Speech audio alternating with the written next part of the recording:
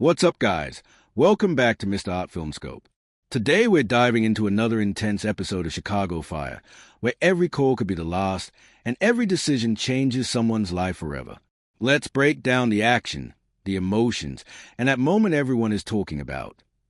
Despite his return in Chicago Fire Season 14, Sam Carver's fate is left more unclear than before.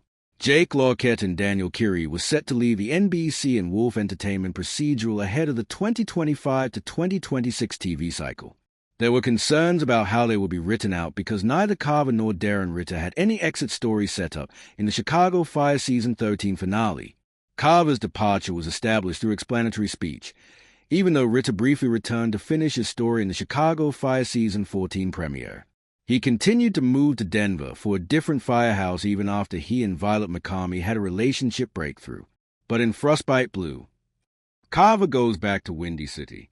But what should have been a pleasant visit turns into more suffering and tears. At first, Carver and Violet's reunion appeared to be the ideal means of reigniting their romance. After all, despite having to separate ways because of his relocation, the couple remained in love. Regretfully, Violet also began to form a bond with Sal Vasquez during his absence. It's upsetting to see Carver return in this manner for those who followed his journey in Chicago Fire, rather than allowing him to leave properly NBC and Wolf.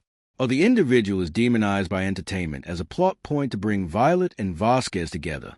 It's hard to tell at this point if their romance is meant to last. It's disheartening, though, that Carver is portrayed in this manner after the series spent so many years fostering his character.